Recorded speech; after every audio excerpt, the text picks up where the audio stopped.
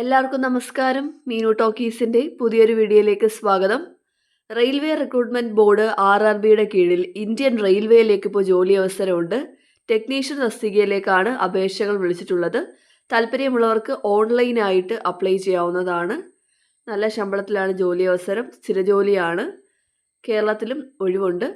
അപ്പോൾ തസ്തികകൾ ഏതൊക്കെയാണെന്നും ഡീറ്റെയിൽസും ഒക്കെ നോക്കാം. ഡെയിലി ഇതുപോലുള്ള ജോബ് വേക്കൻസികൾ അറിയാൻ ഇപ്പോൾ തന്നെ ഈ ചാനൽ മറക്കാതെ സബ്സ്ക്രൈബ് ചെയ്യുക. ഗവൺമെൻറ് ഓഫ് ഇന്ത്യക്ക് കീഴിൽ റെയിൽവേ റിക്രൂട്ട്മെൻറ്റ് ബോർഡ് RRB ആണ് ഇപ്പോൾ അപേക്ഷ വിളിച്ചിട്ടുള്ളത്. നോട്ടിഫിക്കേഷൻ നമ്പർ 02/2026 ആണ്. ടെക്നീഷ്യനാണ് തസ്തികയുടെ പേര് വരുന്നത്. ഇവിടെ വേക്കൻസി നോക്കുകയാണെങ്കിൽ ഒരുപാട് പോസ്റ്റുകളിലാണ് വേക്കൻസി ഉള്ളത്. ടെക്നീഷ്യൻ തന്നെ ടെക്നീഷ്യൻ ഗ്രേഡ് 1 സിഗ്നൽ ഉണ്ട്. പിന്നെ ടെക്നീഷ്യൻ ഗ്രേഡ് 3യുടെ ഒരുപാട് പോസ്റ്റുകളുണ്ട്. ആകെ നമ്മൾ നോക്കുകയാണെങ്കിൽ 6557 വേക്കൻസിയിലേക്കാണ് അപേക്ഷ വിളിച്ചിട്ടുള്ളത്. താല്പര്യമുള്ളവർക്ക് അപ്ലൈ ചെയ്യാവുന്നതാണ്. ആദ്യത്തെ പോസ്റ്റ് ടെക്നീഷ്യൻ ഗ്രേഡ് 1 സിഗ്നലാണ്. ലെവൽ 5. തുടക്ക ശമ്പളം 29,200 ആണ്. പ്രായപരിധി 18 മുതൽ 33 വരെ. ഈ തസ്തികയിലേക്കുള്ള വേക്കൻസി 323 ആണ്. അടുത്തത് ടെക്നീഷ്യൻ ഗ്രേഡ് 3 ആണ്. ലെവൽ 2. തുടക്ക ശമ്പളം 19,900 ആണ്. പ്രായപരിധി 18 മുതൽ 30 വരെ. ഇവിടെയുള്ള വേക്കൻസി 6,234 ആണ്. രണ്ടും കൂടെ ചേർത്ത് ടോട്ടൽ 6,557 വേക്കൻസിയിലേക്കാണ് ഇപ്പോൾ അപേക്ഷ വിളിച്ചിട്ടുള്ളത്. ഓരോ RRBയിലും ഉള്ള വേക്കൻസി എത്രയാണെന്ന് നമുക്ക് പിന്നീട് നോക്കാം. അപ്പോൾ ഇതാണ് ജനറൽ ആയിട്ടുള്ള ഒരു വേക്കൻസിയും ഡീറ്റെയിൽസും ഒക്കെ വരുന്നത്. നിങ്ങൾക്ക് ഓൺലൈനായിട്ട് അപ്ലൈ ചെയ്യാവുന്നതാണ്. ഓൺലൈനായിട്ട് അപ്ലൈ ചെയ്യേണ്ട ലാസ്റ്റ് ഡേറ്റ് ജൂലൈ 29 ആണ്. ജൂലൈ 29 വരെ അപ്ലൈ ചെയ്യാനായിട്ട് അവസരമുണ്ട്. ബാക്കി ഡോക്യുമെൻറ്റ് വെരിഫിക്കേഷൻ്റെയും എക്സാമിൻ്റെയൊക്കെ ഡേറ്റ് പിന്നീട് വെബ്സൈറ്റിൽ അറിയിക്കുന്നതായിരിക്കും. അപ്പോൾ ഈ തസ്തികകളിലേക്ക് SC, ST, OBC, EWS, EBC status ഉള്ള കാൻഡിഡേറ്റ്സ് ആണെന്നുണ്ടെങ്കിൽ റിസർവേഷൻ ഉണ്ടായിരിക്കും. റിസർവേഷൻ ക്ലെയിം ചെയ്യുന്നവർ കൃത്യമായിട്ടുള്ള സർട്ടിഫിക്കറ്റ്സ് പ്രൊഡ്യൂസ് ചെയ്യേണ്ടതാണ്. അതുപോലെ തന്നെ കാൻഡിഡേറ്റ്സിന് ആക്റ്റീവായിട്ടുള്ള മൊബൈൽ നമ്പറും വാലിഡ് ആയിട്ടുള്ള പേഴ്സണൽ ഇമെയിൽ IDയും ഉണ്ടായിരിക്കണം. ഇനി ഡീറ്റെയിൽസ് നോക്കാം. പ്രായപരിധി നമ്മൾ ഓൾറെഡി പറഞ്ഞിരുന്നു. ടെക്നീഷ്യൻ ഗ്രേഡ് 1 സിഗ്നൽ ആണെങ്കിൽ 18 മുതൽ 33 വരെയും ടെക്നീഷ്യൻ ഗ്രേഡ് 3 ആണെങ്കിൽ 18 മുതൽ 30 വരെയാണ്. ഇത് കൂടാതെ പ്രായത്തിൽ ഇളവുണ്ട്. SC, ST കാറ്റഗറി ആണെങ്കിൽ 5 വയസ്സിൻ്റെയും OBC ആണെങ്കിൽ 3 വയസ്സിൻ്റെയും ഇളവുണ്ട്. അതുപോലെ തന്നെ എക്സ് സർവീസ്മെന്നും PWBD കാറ്റഗറിക്കും പ്രായത്തിൽ ഇളവുണ്ട്. രണ്ട് തസ്തികയ്ക്കും ഇതുപോലെ തന്നെയാണ് ഇളവ് വരുന്നത്. ഇനി എങ്ങനെയാണ് നമുക്ക് ഈ ഡേറ്റ് ഓഫ് ബർത്ത് വരുന്നത് നോക്കാം. 18 മുതൽ 33 വയസ്സ് വരെ പ്രായപരിധി 18 മുതൽ 33 വയസ്സ് വരെ പ്രായപരിധിയിലാണെങ്കിൽ അൺറിസർവ്ഡ് ആൻഡ് EWS ആണെങ്കിൽ ഡേറ്റ് ഓഫ് ബർത്ത് വരേണ്ടത് 2/7/1993 ശേഷമായിരിക്കണം. OBC ആണെങ്കിൽ 2/7/1990. SC ആൻഡ് ST ആണെങ്കിൽ 2/7/1988. അതുപോലെ തന്നെ 1/7/2008 അകമായിരിക്കണം. അത് കഴിഞ്ഞ് പോകാനും പാടില്ല. ഇനി 18 മുതൽ 30 വയസ്സ് വരെ പ്രായപരിധി വരുമ്പോൾ date of birth unreserved and EWS ആണെങ്കിൽ 2/7/1996 ശേഷവും OBC ആണെങ്കിൽ 2/7/1993 ശേഷവും SC ST ആണെങ്കിൽ 2/7/1991 ശേഷമായിരിക്കണം. അതുപോലെ തന്നെ നോട്ട് ലേറ്റർ ദാൻ 1/7/2008. ഇതാണ് ഡേറ്റ് ഓഫ് ബർത്തിൻ്റെ ഒരു ഡീറ്റെയിൽസ് വരുന്നത്. ഈ ഡേറ്റിനകത്തായിരിക്കണം നിങ്ങൾ ജനിച്ചിട്ടുണ്ടാവേണ്ടത്. ഇങ്ങനെയാണെന്നുണ്ടെങ്കിലാണ് നിങ്ങൾക്ക് അപ്ലൈ ചെയ്യാനായിട്ട് കഴിയുന്നത്. ഇത് കൂടാതെയാണ് റിസർവേഷനും കിട്ടുന്നത്. അപ്പോൾ ഈ ഒരു കാറ്റഗറിയിലാണെന്നുണ്ടെങ്കിലാണ് നിങ്ങൾക്ക് അപ്ലൈ ചെയ്യാനായിട്ട് കഴിയുന്നത്. അപ്പോൾ റിസർവേഷൻ ക്ലെയിം ചെയ്യുന്നവർ കൃത്യമായിട്ടുള്ള സർട്ടിഫിക്കറ്റ് പ്രൊഡ്യൂസ് ചെയ്യാൻ മറക്കരുത്. OBC ആണെങ്കിൽ നോൺ ക്രിമിലിയർ ആയിരിക്കണം. എങ്കിൽ മാത്രമേ റിസർവേഷൻ കിട്ടത്തുള്ളൂ. ഇനി നമുക്ക് എഡ്യൂക്കേഷൻ ക്വാളിഫിക്കേഷൻ എന്താണ് വേണ്ടതെന്ന് നോക്കാം. ഓരോ തസ്തികയ്ക്കും എന്താണെന്ന് നോക്കാം. ആദ്യത്തേത് ടെക്നീഷ്യൻ ഗ്രേഡ് 1 സിഗ്നൽ ആണ്. ഈ തസ്തികയിലേക്ക് ക്വാളിഫിക്കേഷൻ വേണ്ടത് bachelor of science in physics അല്ലെങ്കിൽ ഇലക്ട്രോണിക്സ് അല്ലെങ്കിൽ കമ്പ്യൂട്ടർ സയൻസ് അല്ലെങ്കിൽ IT അല്ലെങ്കിൽ ഇൻസ്ട്രുമെൻറ്റേഷൻ ആണ്. ഇതല്ലെങ്കിൽ BSc in a combination of any sub stream of basic streams of physics അല്ലെങ്കിൽ ഇലക്ട്രോണിക്സ് അല്ലെങ്കിൽ കമ്പ്യൂട്ടർ സയൻസ് അല്ലെങ്കിൽ IT അല്ലെങ്കിൽ ഇൻസ്ട്രുമെൻറ്റേഷൻ. ഇതുമല്ലെങ്കിൽ 3 ഇയർ ഡിപ്ലോമ ഇൻ എഞ്ചിനീയറിംഗ് ആണ് വേണ്ടത് മുകളിൽ പറഞ്ഞ ഏതെങ്കിലും സ്ട്രീമിൽ. അതും അല്ലെങ്കിൽ ഡിഗ്രി ഇൻ എഞ്ചിനീയറിംഗ് ആണ് വേണ്ടത് in the above basic streams അല്ലെങ്കിൽ combination of any of the above. മുകളിൽ പറഞ്ഞിങ്ങനെ ഏതെങ്കിലും സ്ട്രീമിൽ അല്ലെങ്കിൽ അതിൻ്റെ കോമ്പിനേഷനിൽ ഡിഗ്രി ഇൻ എഞ്ചിനീയറിംഗ് ഉള്ളവർക്കും അപ്ലൈ ചെയ്യാവുന്നതാണ്. അപ്പോൾ ഇതാണ് ക്വാളിഫിക്കേഷൻ വരുന്നത്. ഇതിൽ ഏതെങ്കിലും ക്വാളിഫിക്കേഷൻ ഉള്ള ആളുകളാണെന്നുണ്ടെങ്കിൽ നിങ്ങൾക്ക് ടെക്നീഷ്യൻ ഗ്രേഡ് 1 സിഗ്നൽ തസ്തികകളിലേക്ക് അപ്ലൈ ചെയ്യാവുന്നതാണ്. ഇനി അടുത്തത് ടെക്നീഷ്യൻ ഗ്രേഡ് 3 പോസ്റ്റുകളാണ് പറയുന്നത്. പോസ്റ്റിൻ്റെ പേര് മാത്രമേ പറയത്തുള്ളൂ. ട്രാക്ക് മെഷീൻ ആണെന്നുണ്ടെങ്കിൽ ക്വാളിഫിക്കേഷൻ വേണ്ടത് 10ാം ക്ലാസ്സും കൂടാതെ ITI ആണ്. In the trade of fitter അല്ലെങ്കിൽ ഇലക്ട്രീഷ്യൻ അല്ലെങ്കിൽ ഇലക്ട്രോണിക്സ് അല്ലെങ്കിൽ in the trade of fitter or electrician or electronics mechanic or instrument mechanic or mechanic mechatronics or mechanic diesel or mechanic motor vehicle or welder or machinist. ഇതല്ലാന്നുണ്ടെങ്കിൽ 10ാം ക്ലാസ്സും കൂടാതെ ഈ പറഞ്ഞ ഏതെങ്കിലും ട്രേഡിൽ apprenticeship complete ചെയ്തിട്ടുള്ളവർക്കും apply ചെയ്യാവുന്നതാണ്. അപ്പോൾ ഇതാണ് qualification വരുന്നത്. ഒന്നെങ്കിൽ 10ാം ക്ലാസ്സും ITIയും അല്ലെങ്കിൽ 10ാം ക്ലാസ്സും അപ്രന്റീസ്ഷിപ്പുമാണ് വേണ്ടത്. ട്രേഡുകൾ ഇപ്പോൾ പറഞ്ഞത് തന്നെയാണ്. ഇതിലേതെങ്കിലും ട്രേഡിലാണ് ഈ യോഗ്യത വേണ്ടത്. അടുത്ത പോസ്റ്റ് ബ്ലാക്ക് സ്മിത്ത് ആണ്. ഇവിടെയും സെയിം തന്നെയാണ്. 10ാം ക്ലാസ്സും കൂടാതെ ITI ആണ്. In the trade of forger and heat treater അല്ലെങ്കിൽ ഫൗണ്ടറിമാൻ അല്ലെങ്കിൽ പാറ്റേൺ മേക്കർ അല്ലെങ്കിൽ മോൾഡർ. ഇതല്ലെങ്കിൽ 10ാം ക്ലാസ്സും ഈ ട്രേഡുകളിൽ അപ്രന്റീസ്ഷിപ്പുമാണ് വേണ്ടത്. അടുത്ത പോസ്റ്റ് ടെക്നീഷ്യൻ ഗ്രേഡ് 3 എന്നുള്ളത് ഞാൻ ഇനി പറയുന്നില്ല റിപ്പീറ്റ് ആയിട്ട്.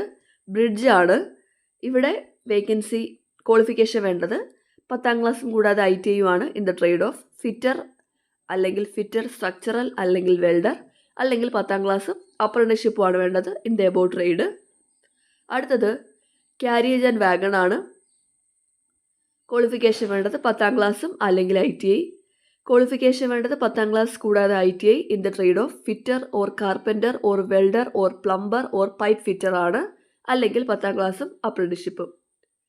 അടുത്തത് ഡീസൽ ഇലക്ട്രിക്കൽ ആണ്. ക്വാളിഫിക്കേഷൻ വേണ്ടത് 10ാം ക്ലാസ്സും ITIയും in the trade of electrician അല്ലെങ്കിൽ mechanic auto electrical and electronics അല്ലെങ്കിൽ വയർമാൻ അല്ലെങ്കിൽ ഇലക്ട്രോണിക്സ് മെക്കാനിക് അല്ലെങ്കിൽ മെക്കാനിക് പവർ ഇലക്ട്രോണിക്സ് ആണ്. ഓർ 10ാം ക്ലാസ്സും അപ്രന്റീസ്ഷിപ്പും. അടുത്തത് ഡീസൽ മെക്കാനിക്കൽ ആണ്. ക്വാളിഫിക്കേഷൻ വേണ്ടത് 10ാം ക്ലാസ്സും കൂടാതെ ITIയും in the trade of fitter or mechanic diesel or mechanic repair and maintenance of heavy vehicles or mechanic automobile advanced diesel engine or mechanic motor vehicle അല്ലെങ്കിൽ ട്രാക്ടർ മെക്കാനിക് അല്ലെങ്കിൽ welder അല്ലെങ്കിൽ painter ആണ്. ഇതല്ലെങ്കിൽ 10ാം ക്ലാസ്സും അപ്രന്റീസ്ഷിപ്പും വേണം ഇൻ ദ എബോ ട്രേഡ്. അടുത്തത് ഇലക്ട്രിക്കൽ TRS ആണ്.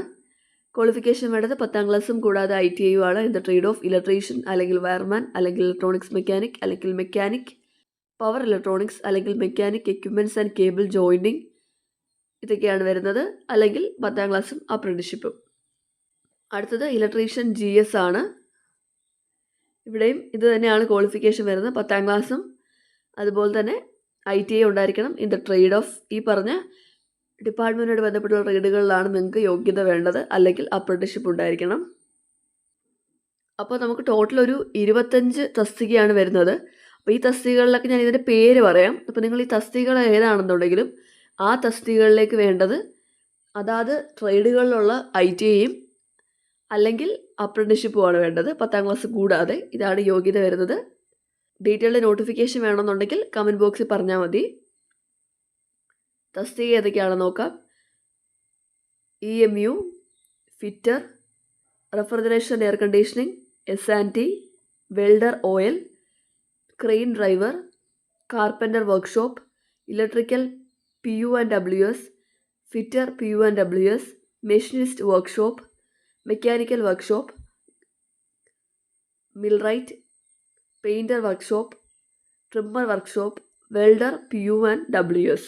ഇത്രയും തസ്തികയാണ് വരുന്നത്.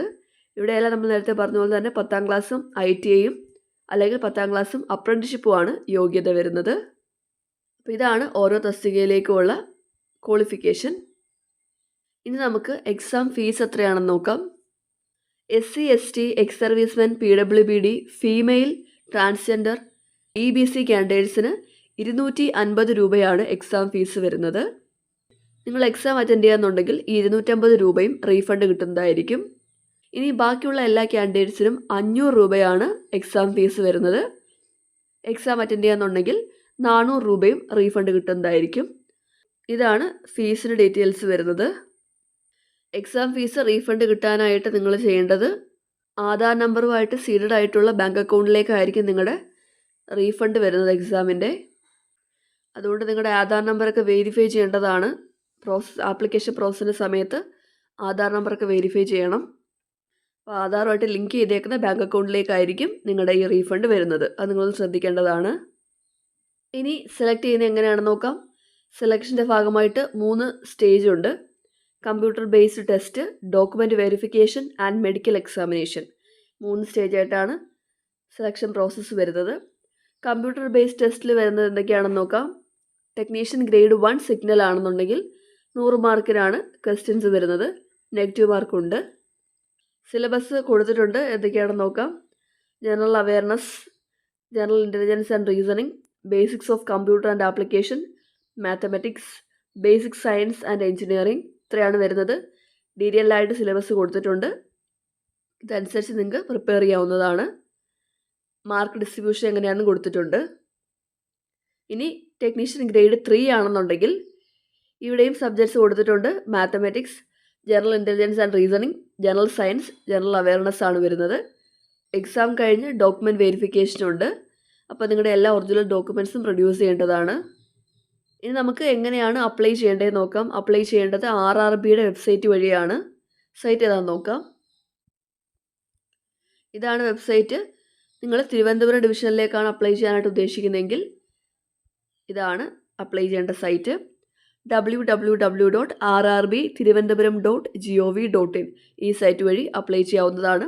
ഇങ്ങനെ വിവിധ RRBകളുടെ സൈറ്റ് കൊടുത്തിട്ടുണ്ട്. നിങ്ങൾക്ക് എങ്ങോട്ടാണോ അപ്ലൈ ചെയ്യേണ്ടത് അതനുസരിച്ച് അപ്ലൈ ചെയ്യാവുന്നതാണ്. എങ്ങനെയാണ് അപ്ലൈ ചെയ്യേണ്ടതെന്നുള്ളത് ഈ വീഡിയോയുടെ ലാസ്റ്റ് കാണിച്ചു തരാം. അപ്പോൾ നമുക്ക് ബാക്കി ഡീറ്റെയിൽസൊക്കെ നോക്കാം. ഇനി നിങ്ങൾ അപ്ലൈ ചെയ്യുമ്പോഴത്തേക്കും എന്തൊക്കെ ഡോക്യുമെൻറ്റ്സ് ആണ് കയ്യിൽ ഉണ്ടാവേണ്ടതെന്ന് നോക്കാം. നിങ്ങളുടെ ഒരു സിഗ്നേച്ചർ സ്കാൻ ചെയ്ത് അപ്ലോഡ് ചെയ്യണം. അതുപോലെ തന്നെ SC ST കാൻഡിഡേറ്റ്സ് ആണെങ്കിൽ നിങ്ങൾക്ക് എക്സാം സെൻറ്ററിലൊക്കെ പോകാനായിട്ട് ഫ്രീ ട്രെയിൻ ട്രാവൽ പാസ് വേണമെന്നുണ്ടെങ്കിൽ SC ST സർട്ടിഫിക്കറ്റും കൂടെ അപ്ലൈ ചെയ്യുന്ന സമയത്ത് അപ്ലോഡ് ചെയ്യേണ്ടതാണ്. ബാക്കിയുള്ളവരെല്ലാവരും സിഗ്നേച്ചർ ഉറപ്പായിട്ടും അപ്ലോഡ് ചെയ്യണം. നിങ്ങളുടെ എക്സാമിൻ്റെ കോൾ ലെറ്ററൊക്കെ തന്നെ RRBയുടെ വെബ്സൈറ്റിലായിരിക്കും വരുന്നത്. അതിൻ്റെ ഇൻറ്റിമേഷൻ നിങ്ങളെ SMS വഴിയോ ഇമെയിൽ വഴിയോ അറിയിക്കുന്നതായിരിക്കും. ഇനി നിങ്ങൾ എക്സാമിന് പോകുമ്പോഴത്തേക്കും നിങ്ങളുടെ ഈ കോൾ ലെറ്റർ കൊണ്ടുപോകണം. ഒറിജിനൽ ഫോട്ടോ ID പ്രൂഫ് കൊണ്ടുപോകേണ്ടതാണ്. ആധാർ കാർഡോ വോട്ടേഴ്സ് IDയോ കൊണ്ടുപോകേണ്ടതാണ്. അതുപോലെ തന്നെ എക്സാമിന് പോകുമ്പോഴത്തേക്കും നിങ്ങളുടെ ഒരു കളർ പാസ്പോർട്ട് സൈസ് ഫോട്ടോഗ്രാഫ്സ് കൊണ്ടുപോകേണ്ടതാണ്. 2 മാസത്തിനകം എടുത്ത ഫോട്ടോ ആണ് കൊണ്ടുപോകേണ്ടത്. ഇനി ഷോർട്ട് ലിസ്റ്റ് ആവുന്ന കാൻഡിഡേറ്റ്സിന് ഡോക്യുമെൻറ്റ് വെരിഫിക്കേഷനുണ്ട്. ഡോക്യുമെൻറ്റ് വെരിഫിക്കേഷൻ പോകുമ്പോഴത്തേക്കും നിങ്ങളുടെ എല്ലാ ഒറിജിനൽ ഡോക്യുമെൻറ്റ്സും 2 സെറ്റ് സെൽഫ് അറ്റസ്റ്റ് ചെയ്തിട്ടുള്ള കോപ്പി കൊണ്ടുപോകേണ്ടതാണ്. ഡോക്യുമെൻറ്റ് വെരിഫിക്കേഷൻ പോകുന്നതിന് മുമ്പ് നിങ്ങളുടെ കളറിലുള്ള ട്രൂ കളർ ഫോട്ടോയും സിഗ്നേച്ചറും നിങ്ങൾ ഈ സൈറ്റിൽ സ്കാൻ ചെയ്ത് അപ്ലോഡ് ചെയ്യേണ്ടതാണ്. സൈറ്റ് ഇതാണ് oirms-ir.gov.in/rrbdv. ഈ സൈറ്റിൽ നിങ്ങളുടെ സിഗ്നേച്ചറും ഫോട്ടോയും സ്കാൻ ചെയ്ത് അപ്ലോഡ് ചെയ്തിട്ട് വേണം ഡോക്യുമെൻറ്റ് വെരിഫിക്കേഷന് പോകാനായിട്ട്. ഇവിടെ ഓരോ RRB തിരിച്ചിട്ടുള്ള വേക്കൻസി കൊടുത്തിട്ടുണ്ട്. തിരുവനന്തപുരത്ത് ആകെ 411 വേക്കൻസിയാണുള്ളത്. പിന്നെ നിങ്ങൾ അപ്ലോഡ് ചെയ്യേണ്ട ഓരോ സർട്ടിഫിക്കറ്റിൻ്റെയും ഫോർമാറ്റ് കൊടുത്തിട്ടുണ്ട്. ഇത് SC STയുടെ ആണ്. OBC NCL, OBC self declaration. ഇതനുസരിച്ചാണ് നിങ്ങൾ ഓരോ സർട്ടിഫിക്കറ്റും അപ്ലോഡ് ചെയ്യേണ്ടത്. അതുകൂടെ ശ്രദ്ധിക്കണം. ഇനി എങ്ങനെയാണ് അപ്ലൈ ചെയ്യേണ്ടതെന്ന് നോക്കാം. അപ്ലൈ ചെയ്യാനായിട്ട് നിങ്ങൾ ഗൂഗിൾ ഓപ്പൺ ചെയ്തിട്ട് rrbapply.gov.in എന്ന് സെർച്ച് ചെയ്താൽ മതി. അപ്പോൾ ഇതുപോലൊരു പേജിലേക്കായിരിക്കും വരുന്നത്. ഇവിടെ നിങ്ങൾക്ക് താഴോട്ട് വരുമ്പോഴത്തേക്കും നോട്ടിഫിക്കേഷൻ കാണാൻ പറ്റും. ഇതാണ് നമ്മുടെ നോട്ടിഫിക്കേഷൻസ്. ഇതിൽ കയറി നിങ്ങൾക്ക് അപ്ലൈ ചെയ്യാവുന്നതാണ്.